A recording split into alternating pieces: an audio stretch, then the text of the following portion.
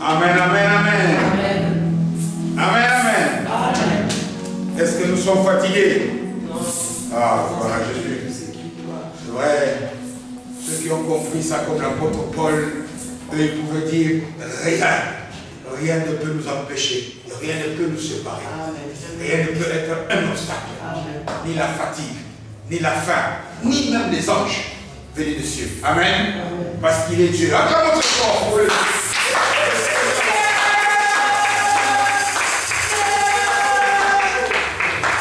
Il est digne de louange. Il est digne de magnificence. En tout cas, je nous dis bonjour à nous tous ici. Et je nous dis bienvenue dans la présence de notre Seigneur. Je bénis le Seigneur pour ceux-là qui n'ont pas pu être avec nous aujourd'hui en présentiel, mais qui sont présents, notamment sur Zoom, et tous ceux qui vont écouter ce message en différé. Dieu m'a mis à cœur ce dimanche, comme thème, du grain de s'élever au gros arbre. Amen. Amen. Du tout petit grain de s'élever au gros arbre. Il y a un parcours.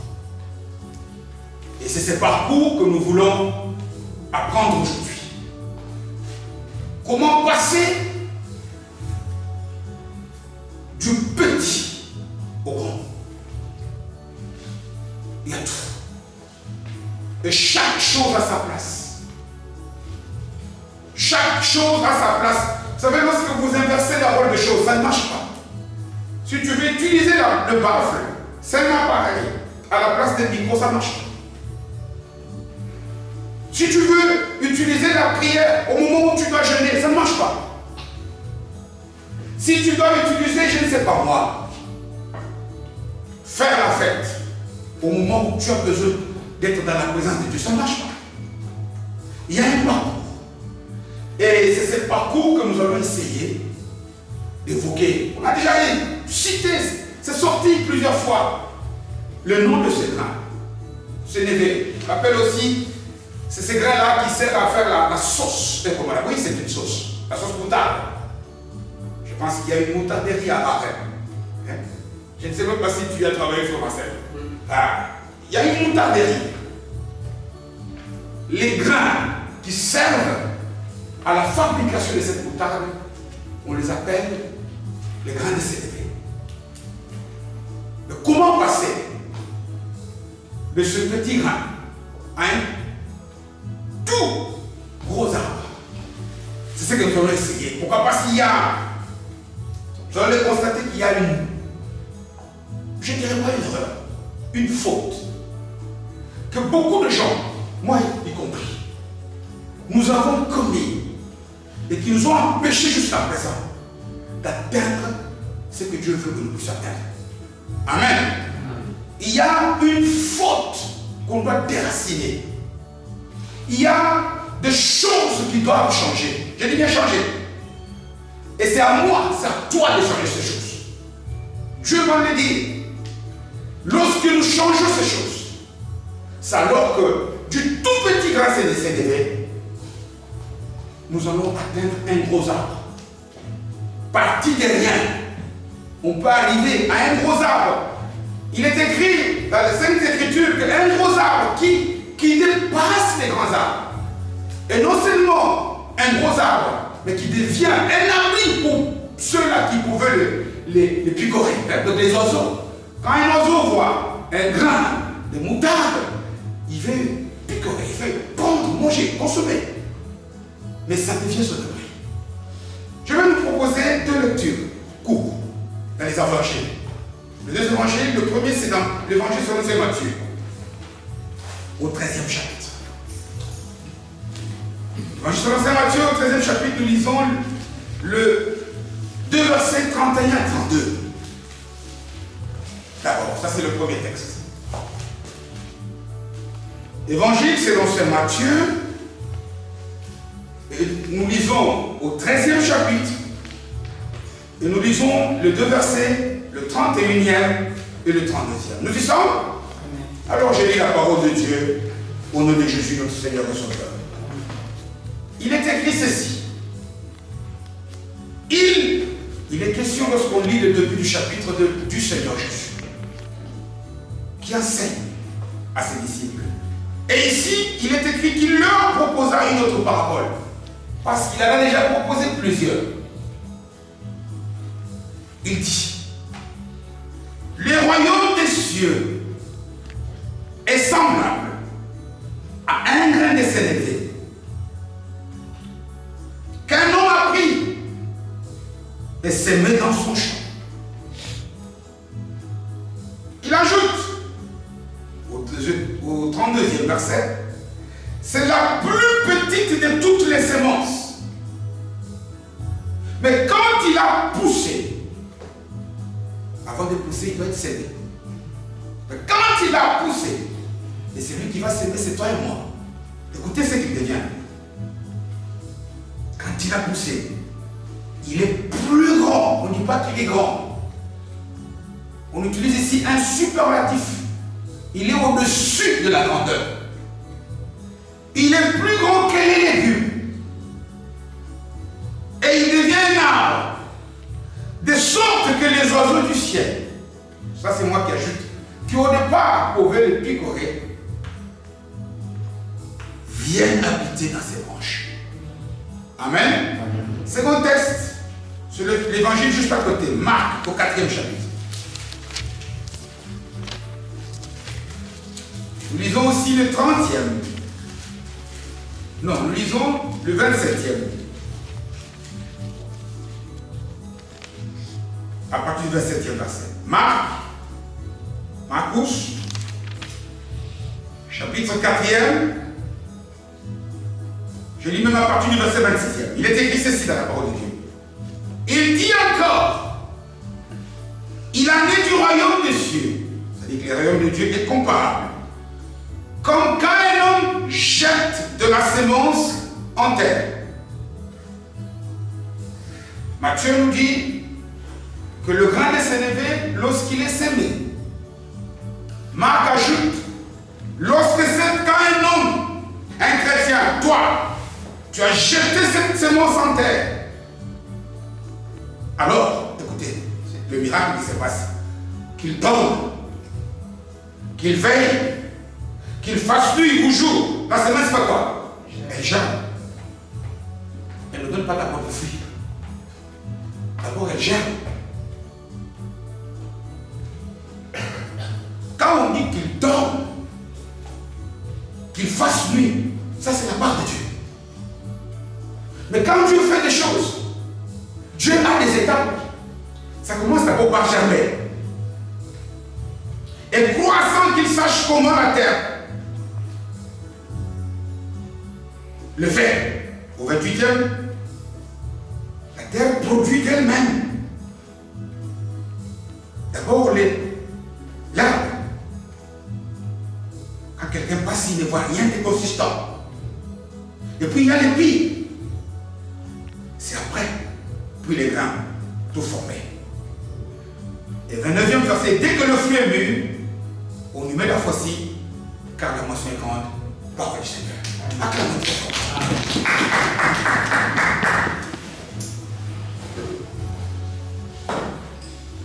J'aime toujours le dire, même si aujourd'hui, la plupart d'entre nous qui avons reçu la grâce d'apporter la parole de Dieu, parfois on se donne le luxe de la trafiquer, c'est-à-dire de la modifier, pour des raisons qui nous concernent. C'est parce qu'on veut manipuler les gens, c'est parce qu'on veut séduire les gens.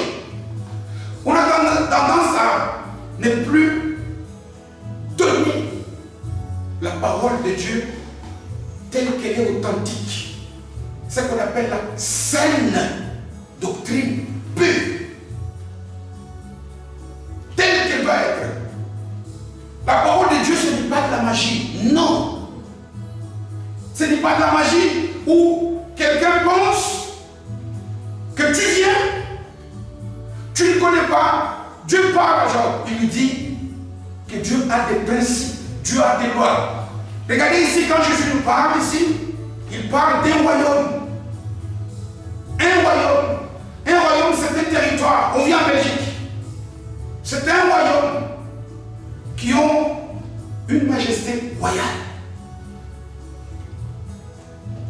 Et il parle, il explique aux gens ce que c'est que ce peuple-là, où Dieu est le roi, où Jésus est le roi des rois. C'est spirituel. Si je peux voir, je suis maintenant physiquement en Belgique, je peux visiter la Belgique. Mais le royaume de Dieu, il est spirituel. Jésus, par des paraboles, par des choses de la vie courante, essaye de faire comprendre aux gens ce qu'est ce royaume-là. Si ça n'est pas comme il dit, tu peux venir à l'église, tu peux prêcher. Tu peux imposer des mots aux gens. Mais c'est tout sauf être dans le royaume. Amen. Et ici, dans les deux textes, ici, le Seigneur veut nous montrer des grandes vérités du royaume. Pour montrer comment les choses marchent. Comment les choses se passent. Comment les choses, ce que tu attends, que ce soit aujourd'hui, que ce soit demain, comment les obtenir? Comment manifester le règne de Dieu? Vous savez, lorsque nous jetons nos yeux à gauche, à droite, on regarde à des individus, on regarde à des églises, on regarde à des familles. Parfois on se dit, tiens, comment c'est qu'il a lui? Il a autant de bien. Comment est-ce que cette famille-là est si heureuse? Comment est-ce que celle-là, il y a tout le temps des problèmes? Pourquoi est-ce que ça ne va pas là-bas? Je veux dire que quand on jette les yeux de gauche à droite, la gravissime, c'est-à-dire au-delà de la gravité, erreur que nous commettons, c'est que nos yeux dans la vie sont souvent parqués sur les conséquences, sur les résultats. Or, qu'est-ce que le sage Salomon nous dit? Ecclésiaste chapitre 7e, verset 8e, il dit quoi? Mieux vaut quoi? La fin que le commencement. Il ne dit pas que le début est mauvais. Il ne dit pas que le début d'une chose est mauvais. Non, c'est pas ça qu'il dit. Il dit que tout début sera acclamé s'il donne lieu à une bonne fin. Voilà tout ce qu'il dit. Nous regardons souvent au résultat. Mais entre le début, le commencement, et les résultats que tu vois, il y a un parcours. Et c'est ce parcours-là que le Seigneur enseigne ici. Et celui qui doit traverser ce parcours-là, c'est toi et moi. Tous ceux qui sont sortis de l'Égypte devaient aller où? Canaan. Mais ce ne sont pas tous ceux qui sont sortis, qui sont entrés dans Canaan. Pourquoi? Parce que celui qui doit marcher dans le désert et qui doit réussir, c'est toi. Et nous sommes en train ici, Dieu est en train de nous former pour devenir les Josué de notre temps, les conquérants, les Caleb de notre temps, plus que des Caleb, parce que Jésus nous dit que nous sommes dans une alliance, l'Épître aux Hébreux dit aussi, dans une alliance plus solide. Nous sommes, nous, capables d'opérer plus que Moïse.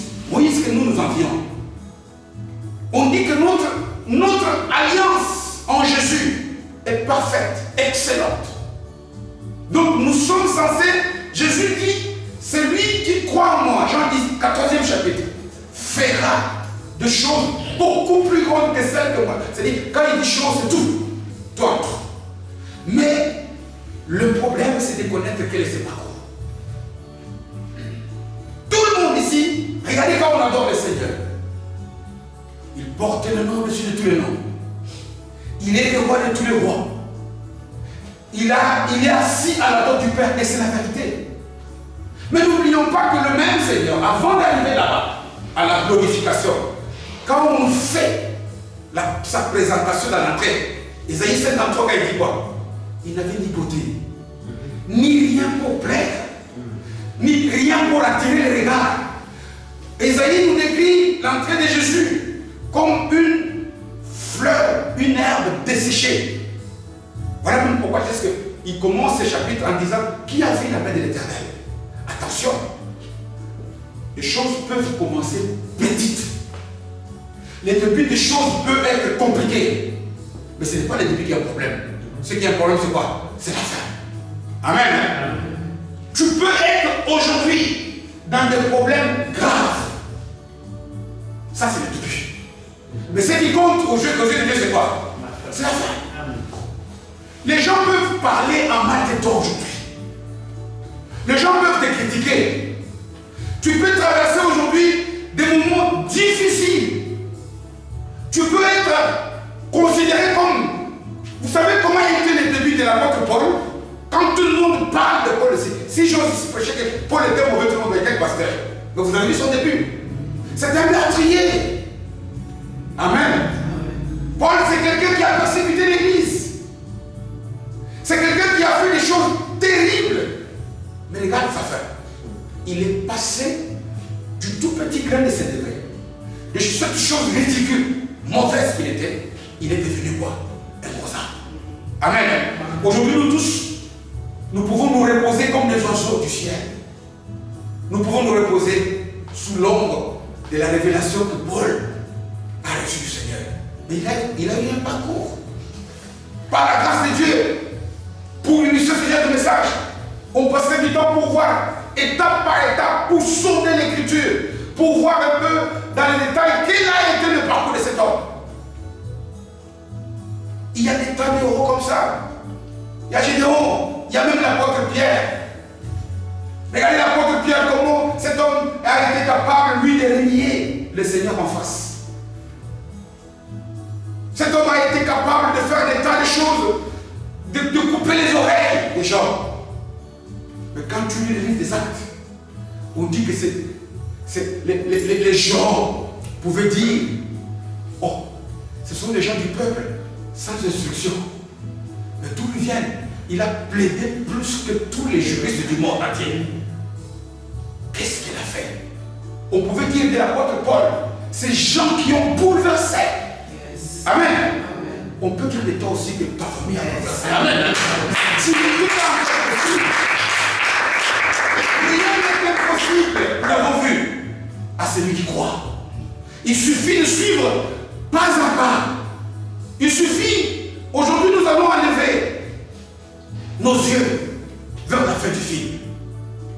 La fin du film, le Seigneur les connaît, mais si on suit son scénario à lui. Je vous ai déjà raconté ici cette histoire de ce président de club de basket, méchantissime, ultra méchant, violent, mais qui avait déjà regardé lui le film du match, qui avait vu que son équipe avait été menée, qu'à la dernière seconde, il a gagné. Mais le jour de la fête avec ses ouvriers, quand il place la cassette et qu'il met, et que ses ouvriers voient que son équipe même menait, il reste 2 minutes. Personne ne suivait le match. Mais aujourd'hui, on ne va pas sortir vivant. Ce type, il va le fusiller. Mais il avait déjà vu le match. Il savait. Mieux vaut la faire 2 choses que quoi? Que son commencement. Aujourd'hui, je ne sais pas ce qu'il y a encore au niveau du grain de s'élever. Est-ce que c'est quoi cette avis de prière? Est-ce que c'est quoi? Qu'est-ce qui te manque? Qu'est-ce que tu attends encore? Est-ce que c'est ta vie future? Est-ce que c'est ta scolarité? Est-ce que tu attends des tas de choses de la part de Dieu? Mieux vaut la fin que le commencement. Et c'est ce parcours que ces 2 textes vont chercher à nous faire comprendre. Comment d'un rejeton, d'un grain. Vous savez, quand ici il y a un grain de riz ici, par terre, d'abord personne ne va le voir. Personne ne va en tenir compte. Mais comment passer de ces grains-là pour avoir un grand sac de riz parfumé que le frère adore? Amen. C'est possible. Amen. Alors on va y arriver. Tout est parti. Tout est parti. Nous l'avons vu le dimanche passé. D'un constat. D'un constat des disciples. Tout part toujours d'un constat que toi et moi aussi nous faisons. Mais pourquoi un tel, lui, est arrivé à ce niveau? Et pas moi? Pourquoi j'ai tenté de faire? Moi aussi, je n'y arrive pas. Tout est parti du fait que tu as comparé je ne sais pas quelle situation. Tu crois que tu remplis aussi les conditions pour le faire, mais tu n'y arrives pas. Tout est parti des disciples de Jésus, qui avaient tout quitté, abandonné leur métier, tout quitté, quitter le monde, et qui étaient venus pour suivre Jésus. Les Pierre, les Matthieu, les Jean, etc. On connaît leur nom, Barthélemy, on connaît leur nom, André, Jacques. Ces gens-là, ils voient que Jésus, quand il lui prie, il dit, Père, tu m'exauces comment? Toujours. Mais eux, leur vie est toujours en ici. Un jour ça va bien, un jour ça fait quoi? Ça va mal. Un jour, quand Jésus leur dit, allez-y, 2 à 2, ils reviennent tout contents. Il dit, Seigneur, même les démons nous sont soumis. Mais ils ne savent pas qu'il y a un secret derrière cette réussite de ces jours-là. Parce que dans l'autre fois, par exemple, le jour de Matthieu 17, quand Jésus revient de la montagne avec les 3, ceux qui étaient restés, ils ont refait les mêmes prières. Ils ont refait la même chose, mais là ils ont échoué. Matthieu 17, verset 20, Jésus dira, si vous avez la foi comme un grain de sénévé, toute montagne va vous obéir. Et il récite toujours le même grain de sénévé. Luc 17, il y a toujours le même grain de sénévé. Quel est ce secret-là qui est dans le sénévé? Quel est ce secret-là qui va le révéler? C'est alors qu'ils se disent, non, maître, quel est ton secret? Mais regardez que le Jésus, on ne revient pas tellement sur la prédication du dimanche passé, il est sur YouTube. On peut réécouter, c'est très important. Parce que tous ces messages sont utiles pour toi et pour moi. Et surtout pour que nous puissions voir ce que nous voyons, nous puissions vivre, témoigner, devenir des témoins vivants, recevoir ce qu'on attend. C'est alors qu'il pose la question au Seigneur. Alors, nous t'avons cru. Nous avons tout laissé. Tu nous as enseigné. Moi, je viens au culte tous les dimanches. Je joue même au piano. Je commence à me fatiguer. Parce que je ne vois pas ce que j'attends. J'ai la caméra tous les jours. Ça me prend du temps. Le pasteur, il est exigeant. Quand j'ai fait des erreurs, des bonnes choses, il n'y a pas d'éloge de félicitations. Mais le jour où j'ai pris une mauvaise coupe, il est là. Mais pourquoi ça ne marche pas? Il pose la question. Et le Seigneur dans sa réponse, il nous révèle 3 vérités importantes. Pourquoi? Parce que eux, ils posent la question au Seigneur. Luc 17, verset 5 et 6. Il dit quoi? Alors, si on échoue, nous avons la foi, nous t'avons suivi. C'est que peut-être la quantité de notre foi est comment? Insuffisante. Voilà pourquoi ils disent, Maître, augmente-nous la foi. Et Jésus, dans sa réponse, il révèle 3 choses. Parce que la réponse de Jésus, qui commence par citer le grain de sénévé, si vous aviez la foi, les signes conditionnels nous montrent que même si dans le langue, tout est traduit par foi, mais il y a foi et foi, et tout est foi. Amen. Hein? Amen. Tout est foi. Il est en train de nous faire comprendre qu'on peut avoir la foi du salut, on peut être sauvé et ne pas avoir des miracles. Voilà ce qu'il dit. Parce que là, il faut une autre forme de foi, un autre type de foi. Il y a la foi en Dieu. Paul nous dit, dans Romains 10, 17, celle qui vient de la parole, qui fait que tu puisses accepter l'œuvre de Jésus. Jésus a fait ça pour moi. Tu es sauvé. Cette foi-là ne peut pas bouger. On ne peut pas être sauvé à moitié. Non. Ou on est sauvé, ou on n'est pas. Il n'y a pas de gens dont les pieds sont dans le royaume et les jambes en enfer. Cette fois, on est sauvé quand tu es né de nouveau. Quand tu es né d'eau et d'esprit, comme le Seigneur lui dit, le dira à Nicodème, tu es sauvé. Amen. Mais quand il leur dit, si vous aviez, il leur dit maintenant, il y a une autre forme de foi qui vous manque. Et cette foi-là est dans le tout petit grain de sénévé. Et la plus grave erreur que nous avons commise, c'est que le fait qu'il a dit, il est dans le petit grain de sénévé, nous n'avons considéré que quoi? Que la taille du grain. Non. Lisez les encyclopédies. Il est vrai que s'il a cité le grain de sénévé à l'époque, c'est parce qu'il était devenu une locution du langage courant. Mais ce n'est pas, scientifiquement, ce n'est pas le plus petit des grains, non.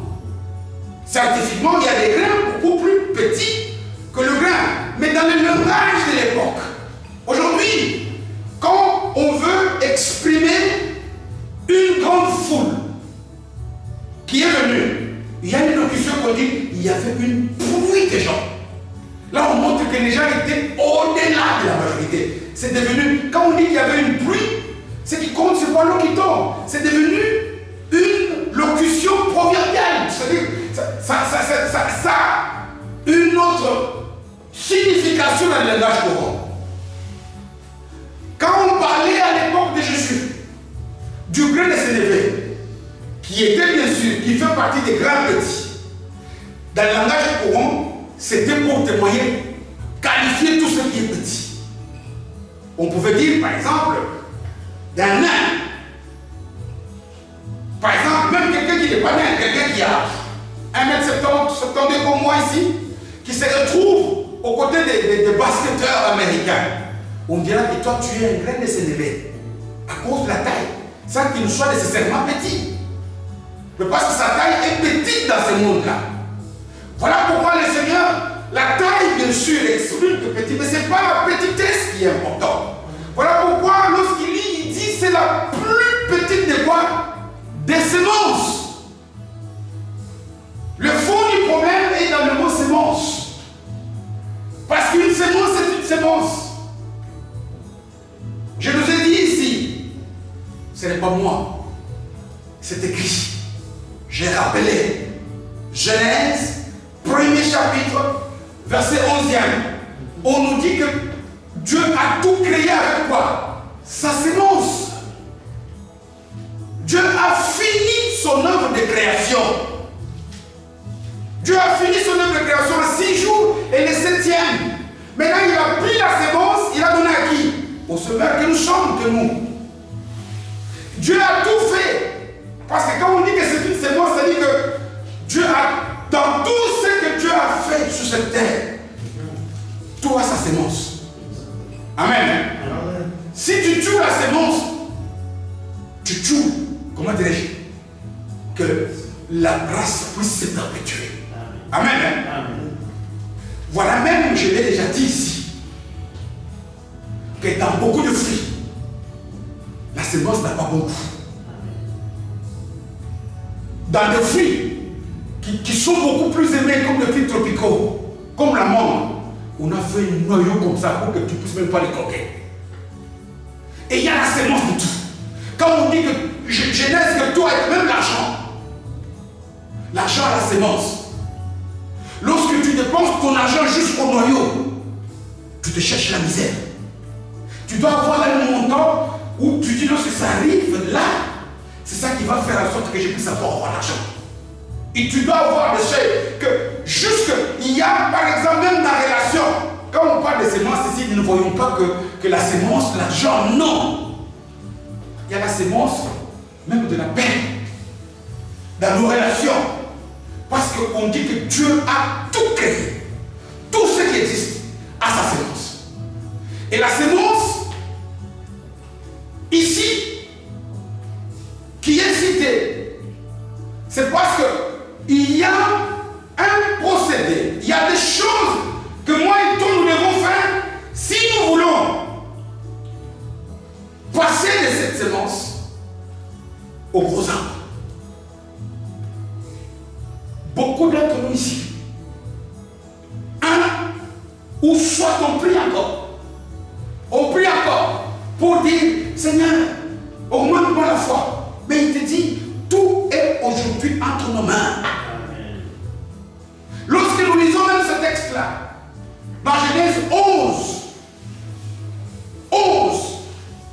où il dit, Dieu dit que la terre produise la verdure, les herbes, tout avec des sémences.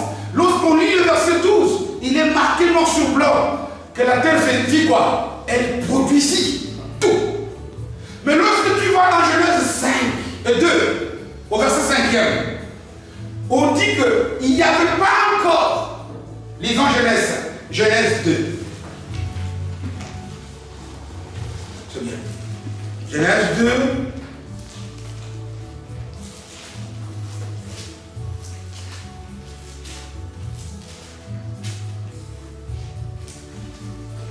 Nous sommes Genèse 2, le verset 5e. Il est écrit ceci. Alors que dans Genèse 1, la terre produisit. Dieu a dit la terre produisit. Dans Genèse 5, aucun arbuste de champ n'était encore visible physiquement sur la terre. Et aucune herbe des champs ne germait encore, car l'Éternel Dieu n'avait pas fait pleuvoir sur la terre la pluie. Elle est là aujourd'hui. Et il n'y avait pas quoi? D'homme pour cultiver le sol. Amen. Voilà ce qui te manque, c'est là qui se fait le mot. Jésus a fait les choses. Quand Dieu a dit là, les choses sont encore dans les spirituels.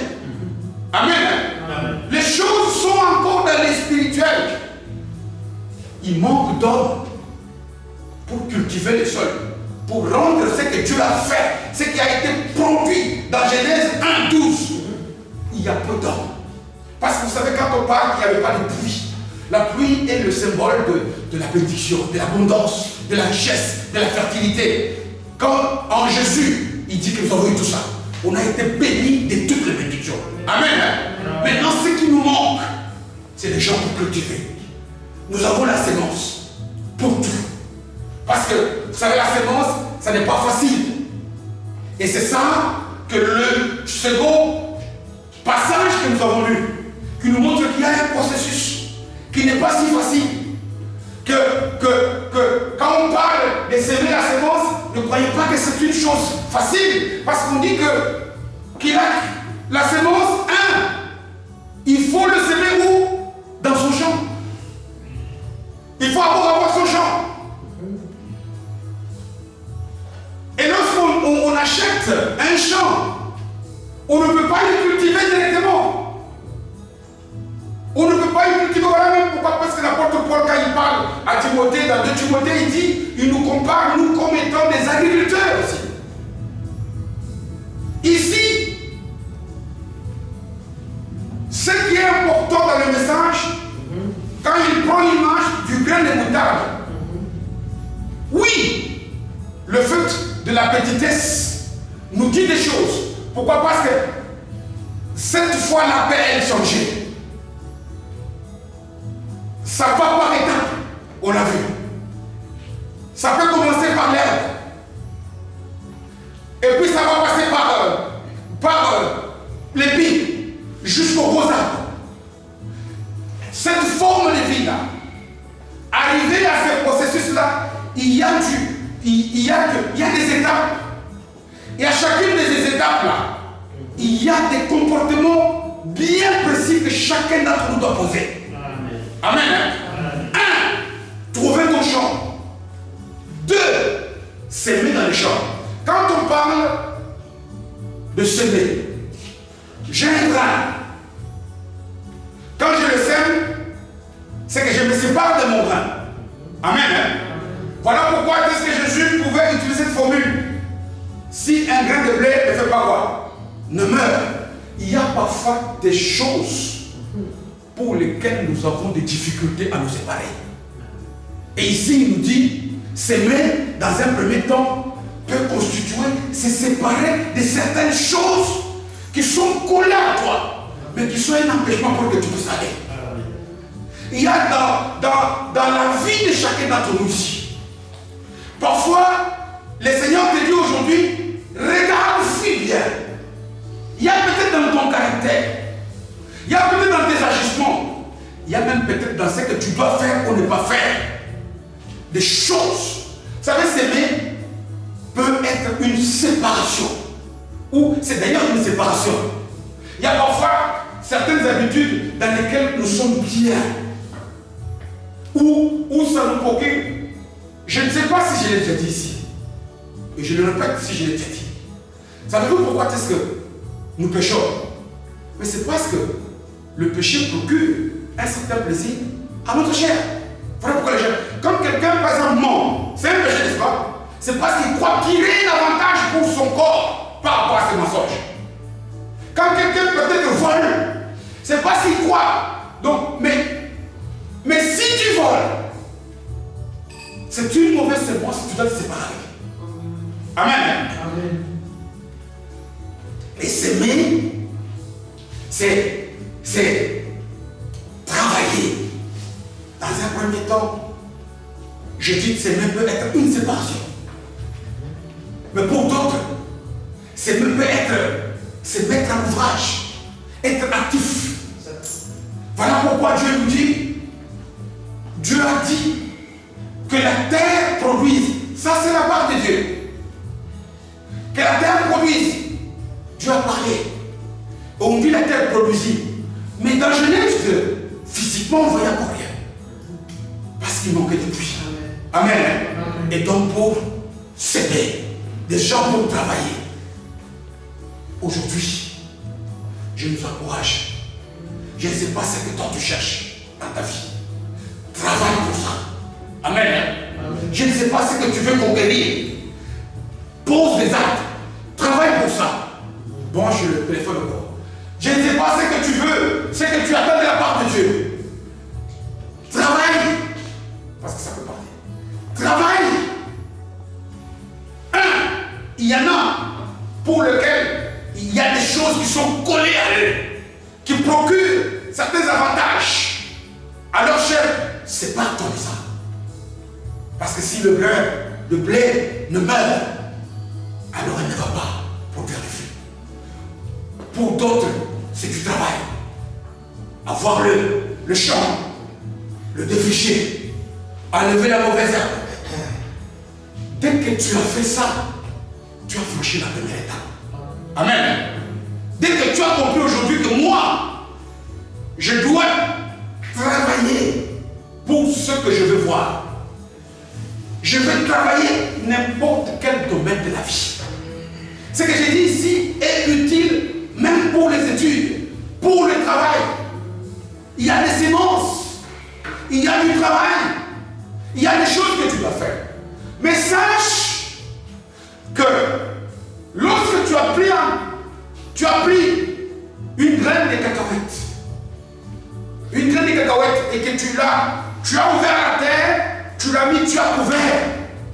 Ça, c'est la part de Dieu maintenant. Marc nous dit, là, est-ce que vous pouvez vous imaginer? Il faut vous imaginer un peu la puissance de la sémence. Parce que, vous savez, ça, ce n'est pas une sémence. Celui qui a fait la sémence, c'est qui? Qui a créé la sémence? C'est Dieu, Genèse 1, 11. Que la terre produise ce qu'on peut appeler sémence. Regardez le micro ici. Ça, c'est l'homme qui l'a fabriqué à partir des sémences et de l'intelligence de Dieu. Si tu mets ça en terre, il n'y aura rien. Amen. Hein?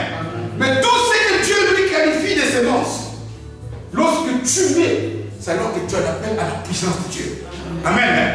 Parce qu'il dit que tu donnes, que tu vends. Qu'est-ce qui fait que quand je mets le micro des hommes, ça ne se passe bien? Mais quand je mets une graine de cacahuète, même s'il fait nuit, elle ne va jamais. Vous allez voir, quand on dit que cette forme de foi-là déplace les montagnes, vous n'avez jamais vu des arbres, des plantes qui déchirent les rochers pour sortir. Parce que si Dieu fait cette plante là-bas, même la montagne est déchirée. Amen. Quand même la montagne, rien ne résiste. Parce que notre Dieu est redoutable, il est tout puissant. Le problème, c'est que je dis que dans la manifestation du règne de Dieu, dans la foi qui nous donne accès au miracle, cette foi-là de Jésus, comme je l'appelle, c'est-à-dire cette foi-là qui nous permet d'avoir un comportement de Jésus, c'est cette foi-là qui doit grandir. Nous allons passer à l'entraînement.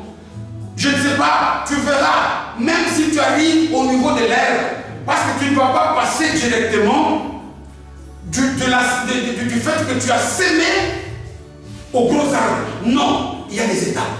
Amen. Et chaque étape, il dit que d'abord, quand on dit d'abord, ça voudrait dire que sois patient. Amen. Quand on dit d'abord, c'est que ce que tu vas voir d'abord ne ressemble peut-être pas à ce que tu t'attends. Comment il me dit d'attendre? Mais moi, on m'a dit que je devais prier, je serais guéri. Mais la maladie s'est aggravée. Mais oui, cet homme attend de vous récolter plein de graines de moutarde. Mais il voit d'abord l'herbe. Il voit d'abord l'herbe. Attends, sois patient. Parce que la patience, ce n'est pas attendre, je l'ai déjà défini. Beaucoup de gens attendent à murmurer, ce n'est pas la patience. La patience, c'est attendre. En sachant que ce que Dieu a promis, il est aussi capable de faire quoi? De l'accomplir. Parce qu'il est fidèle. Même si ça me paraît encore l'herbe, je le glorifie. Mais il y a la part de Dieu et la part de l'homme. La part de Dieu est invisible. Parce que ce que Dieu fait sous terre, toi tu ne le vois pas. J'ai vu, je pense que vous l'avez vu, hier quand on était à la fête, hein? Une petite vidéo du bébé de Maëlys. Vous l'avez vu il y a un mois ou 2 mois. Regardez comment il commence à réagir. Ça, pourtant, nous on voit des vidéos. Mais même sa maman qui dort avec tous les jours, il ne voit pas cette chose. Vous le voyez, vous tous ici. La chose que j'ai fait comme tu es là. Comment tu es passé de bébé, comme tu es là, on a vécu mais on ne le voit pas. Vous le voyez vous-même. Ça c'est le miracle de Dieu. Amen. La part de Dieu, elle est là, mais elle est invisible à l'œil. Il y a que des gens qui ont un regard qui peut percer, qui peuvent lire, j'ai encore l'air, c'est que Dieu travaille. Amen.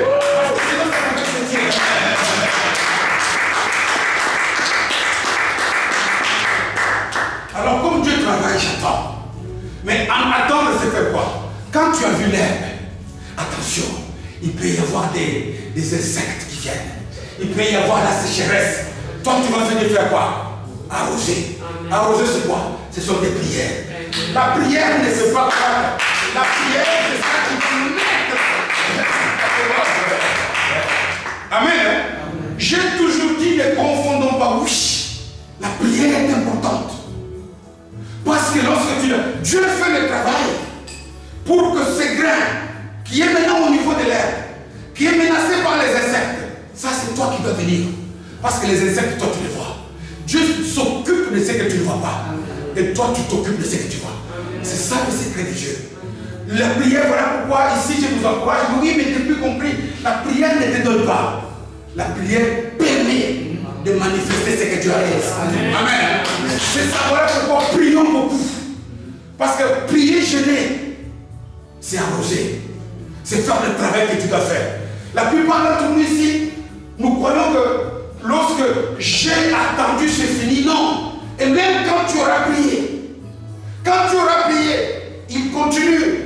Il dit que ça va passer de l'herbe et ça va arriver à l'épi. Tu vas voir aujourd'hui un bébé humain qui va commencer du stade où maintenant il réagit. Imaginez-vous le premier jour il dira à la soeur Myriel, maman, je crois qu'elle va piquer une prise. Pourtant ça arrivera.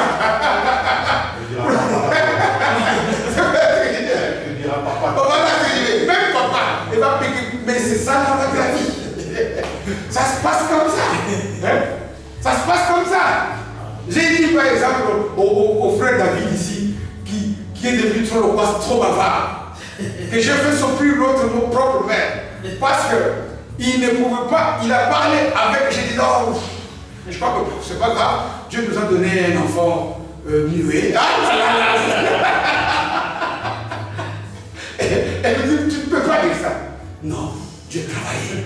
Aujourd'hui, nous avons du mal à la calmer. Parce que Dieu travaillait. Amen. Ah ben c'est ça. Je l'ai dit comme ça. Oh, c'est des vérités. Amen. La prière que toi tu dois faire. Tu sais, un voisin peut t'aider. Il peut t'aider. Tu peux aller chez ton voisin. Lui dire, prête-moi ton appareil d'arrosage là. Ça c'est l'intercession. Mais c'est lui qui doit arroser. C'est toi. Si toi tu n'utilises pas, il y a toujours que chacun d'entre nous ici ne se retire pas. Quand Dieu a créé la sémence, on ne dit pas qu'il a créé que pour des pasteurs. Non. Et puis, tu dois attendre, même si la forme de ce que tu vois, 2 fois, tu attendais, tu vois l'herbe, c'est que la sémence n'est pas morte. Tu as arrosé, tu vois les billes. Travaille toujours. Amen. Amen. Travaille toujours. Pourquoi? Parce que ici, la leçon que Dieu veut nous donner, c'est que un jour, tu auras ce que tu veux. Voilà pourquoi, partout, dans la parole de Dieu, on associe la foi à une vertu que beaucoup de chrétiens nous manquent aujourd'hui. La persévérance. Amen. Lisons l'Épître aux Hébreux. Tous ceux qui ont été bénis pour leur foi l'ont été parce qu'ils ont persévéré. Quand tu vois le parcours d'Abraham, il y a de la persévérance. Quand tu vois le parcours de Moïse, il y a de la persévérance. Et lorsque Dieu nous cache certaines choses, pour que nous ne puissions pas les voir tout le temps, il attend notre confiance. Pourquoi? Parce qu'il y a des choses que si Dieu nous les révèle, voilà pourquoi il dit, qui a vu, dans Ésaïe 53, qui a vu la main de l'Éternel. Parce qu'il dit que si le diable avait su que c'est le Messie, est-ce qu'il allait tuer Jésus? Non.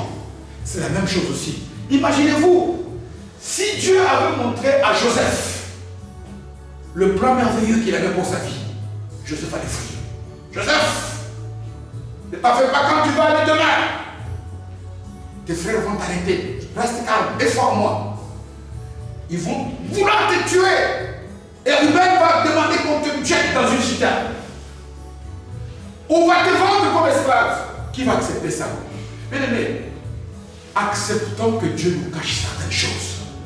Parce que le fait de nous cacher là nous empêche.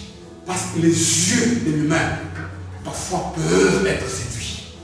Les yeux peuvent se détourner de la route que Dieu a fixée pour nous. Je répète ici, peut-être pour conclure, comme le temps avance. Travail.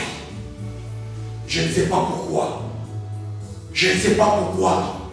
Il y a du travail que tu dois faire. Tu dois être actif. Dieu nous veut être co-ouvriers, c'est-à-dire des acteurs. Il ne doit pas y avoir, quand Jésus dit, prends ces images, les royaumes des cieux. C'est-à-dire que les choses se passent là où moi je suis maître, de telle manière. Moi je fais des choses, toi tu en fais aussi. Je ne sais pas, chacun doit voir, il y a beaucoup de domaines de la vie. Dans ce domaine-là, il y a des choses que tu dois accepter que ça meure. Il y a des choses qui vont te coûter un prix cher. Amen. Vous savez, il y a parfois des semences qui sont, si tu as pris une semence, tu dis toujours aux gens, j'ai la semence, j'ai la semence, j'ai la semence, tu ne resteras qu'avec la semence. Et il risquera même de te laisser dessécher. Ne regarde pas, à partir de maintenant, à la situation actuelle. Ésaïe 40, combien 2, 6, 42, je crois. Ne regarde pas aux événements passés. 46, je pense. Parce que notre Dieu est prêt à faire des grandes choses. Amen. Amen. Le grain de Sénévé, qui était Jérémie, qui se voyait un tout petit, Dieu en a fait un grand prophète. Aujourd'hui, je ne sais pas dans ces domaines-là. Tu vois que c'est petit. Au moins, tu as la sémence. Parce que c'est que tu as fait de Dieu. Amen. Agis. Travaille. Prends courage. Comme il l'a dit à Josué. Fortifie-toi et prends courage. Et persévère. Et tu verras la gloire de Dieu. Que Dieu le bénisse. Amen.